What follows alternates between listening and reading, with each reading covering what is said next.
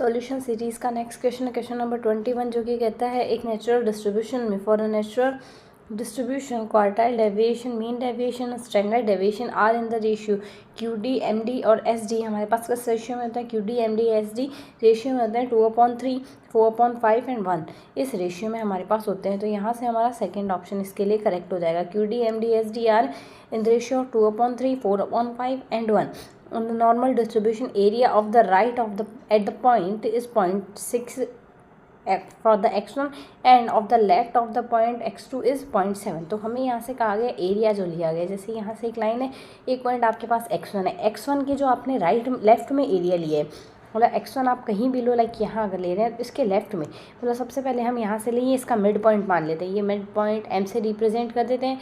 अब यहाँ से हमने एक पॉइंट लिया है जिसके लेफ्ट में जो एरिया है, इस पूरी लाइन को हमने 1 से एज्यूम करना है, तो ये 0.5 में डिवाइड कर रहा है इसको। अब x1 इज़ 1 मतलब यहाँ से x1 के दाईं ओर का एरिया 0.6 है, तो ये इतना एरिया हमने 0.5 माना है, मतलब टोटल आपने माना है 1 का है जो आधे में डिवाइड करता है, यानी 0.5 में डिवाइड करता है। जो आपने x1 लिया है उसके दाईं ओर एरिया 0.6 है, तो इधर तो 0.5 ही है, जो इधर आएगा वो कितना आ जाएगा 0.6, तो ये आएगा आपके पास x1। और जो आपने x2 लिया है उसके लेफ्ट में जो एरिया है, बाईं ओर जो एरिया है वो 0.7 है, तो 0.5 तो इतना हो गया इस m पॉइंट तक, उसके आगे हमने 0.7 और मानेंगे, यानी ये x2 हो गया। तो यहाँ से सीधा सा दिख रहा है x1 की वैल्यू x2 से छोटी है। अब अगर x1 की वैल्यू x2 से छोटी है तो हमारा कौन सा ऑप्शन करेक्ट हो जाएगा, x1 is less from the x2।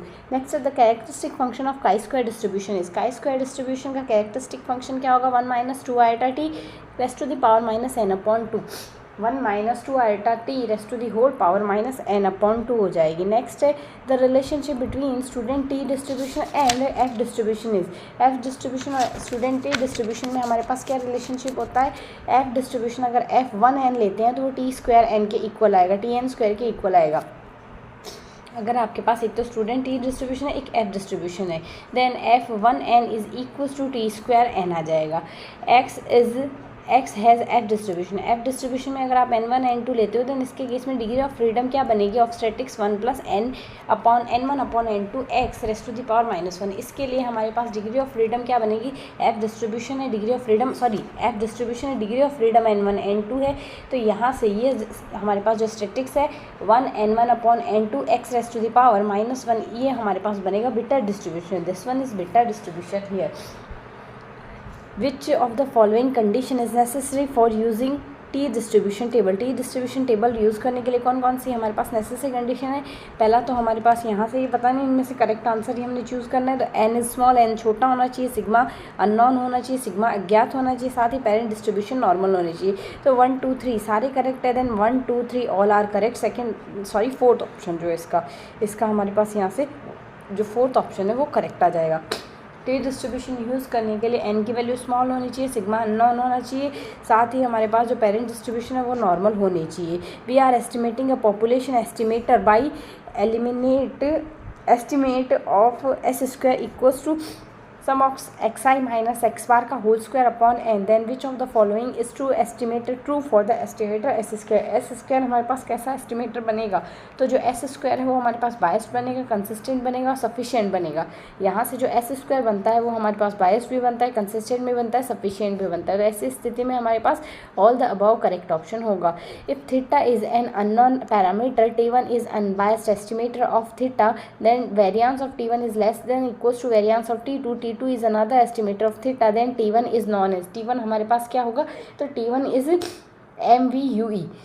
MVUE होगा, मतलब मिनिमम वेरिएंस अनबायस्ड एस्टिमेटर हमारे पास बनेगा t1। मतलब अगर हमारे पास variance of t1 less than variance of t2 है, t1 अनबायस्ड एस्टिमेटर है, t2 भी हमारे पास अनबायस्ड एस्टिमेटर ही है, दोनों अगर अनबायस्ड एस्टिमेटर है तो इसके केस में अगर वेरिएंस ऑफ t1 हमारे पास लेस है equals to variance of t2 का, देन हमारे पास t1 जो होगा मिनिमम वेरिएंस अनबायस्ड एस्टिमेटर बनेगा। The maximum likelihood estimator which are obtained by maximising function of joint density of random variable are generally, हमारे पास जो MLE है which obtain from the maximising the function of joint density of random variable is. यादृच्छिक चरों के संयुक्त घनत्व फलन को अधिकतम करने के लिए हम क्या करते हैं, अधिकतम करने पर जो महत्तम संभावित आकलन प्राप्त होते हैं, महत्तम संभावित आकलन हमारे पास क्या होते हैं, जो हमारे पास होते हैं वो बनते हैं यहाँ से अनबायस्ड, सॉरी एक तो कंसिस्टेंट बनेंगे साथ ही इनवेरिएंट बनेंगे। Then these are consistent and invariant. The MLEs are which obtained by maximising the condition of joint density of random variable are generally consistent and invariant। A null hypothesis is, एक null hypothesis हमारे पास क्या होती है, एक तो zero difference की होती है, हाइपोथेसिस ऑफ जीरो डिफरेंस होती है, hypothesis under test of possible rejection होती है, और need not to be simple. Simple होना कोई ज़रूरी नहीं, बट ये हमें कहता है ऑलवेज सिंपल, तो ये हमारे पास इनकरेक्ट होगा। तो हमें करेक्ट बताना है, फर्स्ट और सेकेंड करेक्ट होंगे। फर्स्ट और सेकेंड हमारे पास फर्स्ट ऑप्शन है, जो कि कहता है एक नल हाइपोथेसिस एक तो zero hypothesis of zero difference की होती है और under the test of possible rejection में होती है, हमेशा सिंपल होनी कोई मैंडेटरी नहीं है। नेक्स्ट क्वेश्चन कहता है which of the following is a case of second type error. Second type error के लिए हमारे पास यहाँ से कौन सा केस होता है, तो सेकेंड टाइप एरर हमारे पास क्या होता है, accept H0 when H0 is false. H0 जब गलत है हम उसे अगर एक्सेप्ट कर लें तो ये हमारे पास सेकेंड टाइप एरर होगा। तो यहाँ से accept H0 when H0 is false, तो इसके लिए कौन सा ऑप्शन करेक्ट होगा, एक्सेप्ट H0। ये ट्रू और एक्सेप्टेड तो होगा नहीं, ये सॉरी ये तो होगा नहीं, ट्रू और एक्सेप्टेड होगा नहीं, फॉल्स एंड एक्सपेक्टेड, ये सेकेंड ऑप्शन हो जाएगा। when H0 is false and accepted, accept H0 when H0 is false, तो ये हमारे पास सेकेंड ऑप्शन इसका करेक्ट हो जाएगा। If we want to compare proportions, अगर हम यहाँ से प्रतिदर्श के अनुपातों की तुलना करने चाहें, compare proportion when the samples are small then the test based on, इसके केस में टेस्ट कैसा होगा, अगर हम प्रोपोर्शन को कंपेयर करते हैं तो इसके केस में हमारे पास कैसा डिस्ट्रीब्यूशन बनेगा, इसके केस में हमारे पास यहाँ से क्वेश्चन नंबर 32 में इनमें से कोई सा भी नहीं है। प्रोपोर्शन को अगर आप कंपेयर कर रहे हो तो ना तो एफ डिस्ट्रीब्यूशन बन रहा है, यहाँ से इसने एफ डिस्ट्रीब्यूशन दिया और इसको प्रसामान्य बंटन कहता है, बायनोमियल द्विपद बंटन और टी डिस्ट्रीब्यूशन, इनमें से कोई सा भी नहीं बनेगा। नेक्स्ट है question number 33। A random sample of size 100 has mean 15, the population variance of being 25, then the 95% confidence interval for the mean is. हमें बताना है कॉन्फिडेंस इंटरवल के लिए मीन हमारे पास क्या बनेगा। तो यहाँ से अगर हम देखें z equals to 95% confidence interval के लिए कहा गया, 95% कॉन्फिडेंस इंटरवल के लिए अगर यहाँ से बात की गई है तो z की वैल्यू 1.96 आएगा। तो यहाँ से अगर हम कंपेयर करते हैं तो 1.96 z equals to x bar plus minus mu upon sigma upon root n आएगा, x bar plus minus mu upon sigma upon root n आएगा। यहाँ से 1.96 तो z की वैल्यू हमने लिख दी है, बाकी को हम क्रॉस मल्टीप्लाई कर देंगे, z ने into sigma upon root n, तो 1.96 सिग्मा की वैल्यू हमारे पास सिग्मा स्क्वायर की 25 दी हुई है और n की वैल्यू 100 दी हुई है। तो यहाँ से ओवरऑल सिग्मा भी स्क्वायर रूट में आ जाएगा, x bar plus minus mu, mu की वैल्यू 15 दी है, सिंप्लीफाई करेंगे तो एक्स बार की वैल्यू ये आ गई, जिसको आगे और सिंप्लीफाई करते हैं तो यहाँ से 14.02 एंड 15.98 आ रही है। तो कौन सा ऑप्शन करेक्ट हो जाए, 14.0 to 15.98 हमारे पास सेकंड ऑप्शन है जो कि इसका करेक्ट आंसर होगा। नेक्स्ट क्वेश्चन देखते हैं। For testing hypothesis H0 equals to sigma A square equals to sigma B square, then the following data is following data हमारे पास क्या आ जाएगा, एफ स्टैटिस्टिक के लिए यहाँ से स्टैंडर्ड डेविएशन और साइज दोनों दिए हैं, तो इसके लिए एफ स्टैटिस्टिक्स की वैल्यू फाइंड आउट करनी, वैल्यू आएगी हमारे पास। तो सीधा सा हमें सिग्मा ए और सिग्मा बी की वैल्यू क्वेश्चन के अंदर ही दी हुई है। अगर सिग्मा ए और सिग्मा बी की वैल्यू क्वेश्चन के अंदर ही दी हुई है तो नल एफ स्टैटिस्टिक्स हमारे पास क्या आ जाएगी, यहाँ से सिग्मा ए अपॉन सिग्मा बी 32/48 आएगा, जिसको सॉल्व करेंगे 2/3 आ गया, जिसकी वैल्यू 0.67 आ गई। तो 0.67 से हमारा जो सेकेंड ऑप्शन है वो करेक्ट बन जाएगा। यहाँ से Neyman Pearson lemma provides most powerful test for the testing simple versus simple hypothesis, तो simple null hypothesis versus simple alternative hypothesis आएगा। Simple versus simple hypothesis Neyman Pearson lemma में use की जाती है। The distance between two population can be measured by distance हमारे पास Mahalanobis D square method से measure की जा सकती है। Then the distance between two population can be measured by Mahalanobis D square method. Hotelling T square has the following distribution. Hotelling T square में हमारे पास कैसा डिस्ट्रीब्यूशन आएगा, Hotelling T square F distribution है, Hotelling T square is F distribution here, Hotelling T square F distribution है।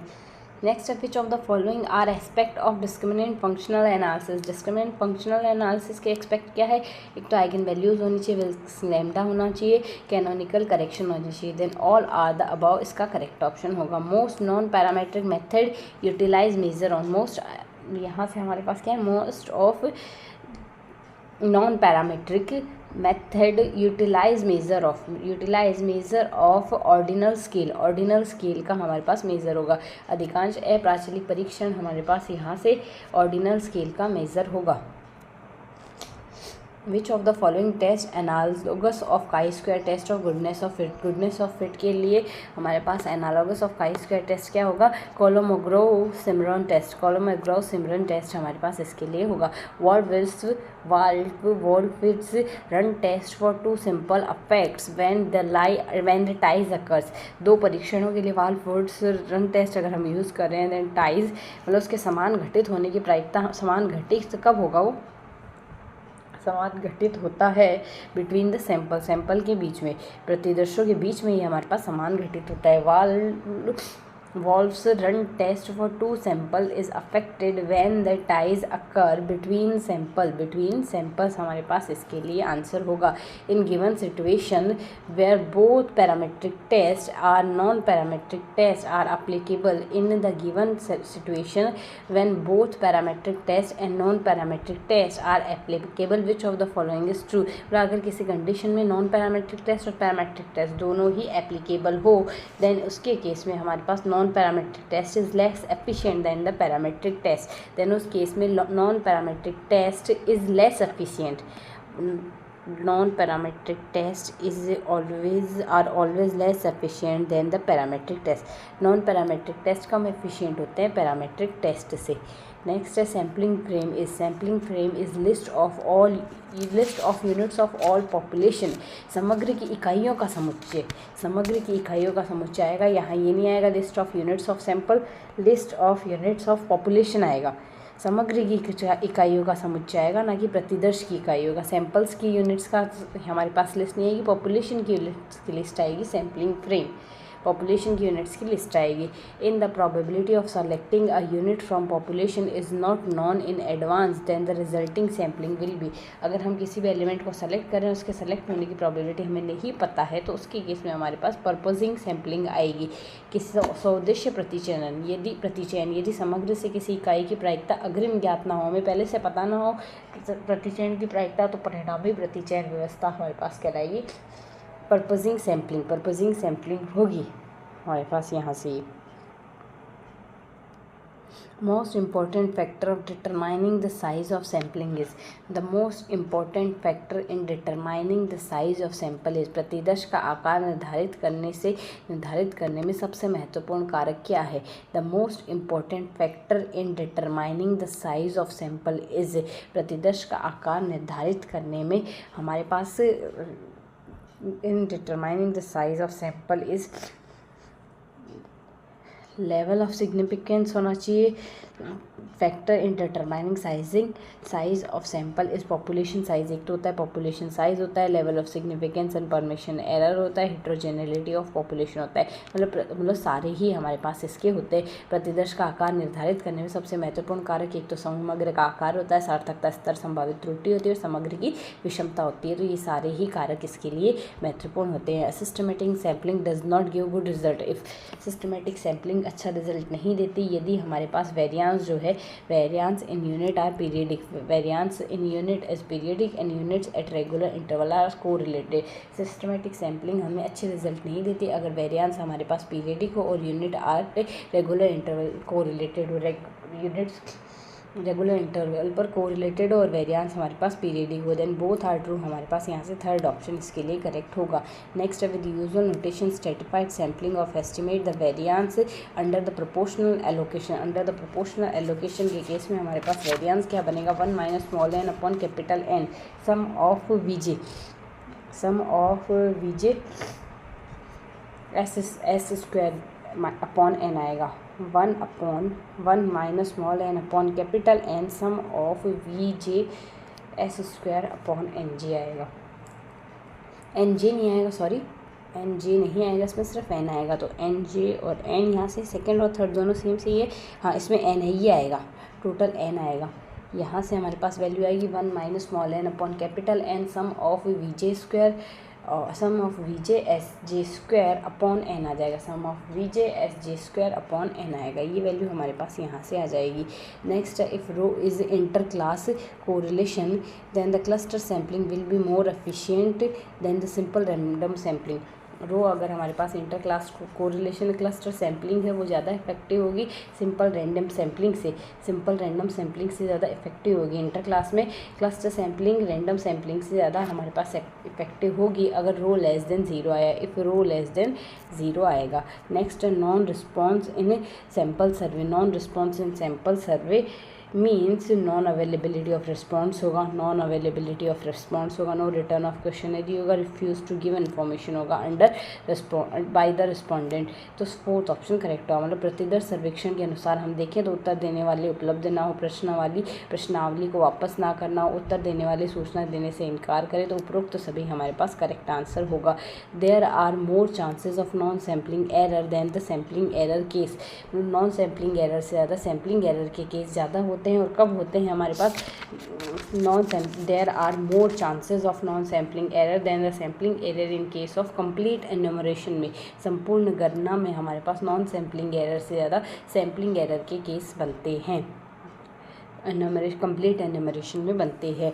The allocation providing small variance of estimator is in satisfied sampling is, the allocation provide smallest variance of estimator satisfied by the allocation providing smallest variance of estimator in stratified sampling is, मतलब stratified स्तरित प्रतिचयन में किसी आवंटन के आकलन का प्रसार न्यूनतम होगा, स्तरित प्रतिचयन में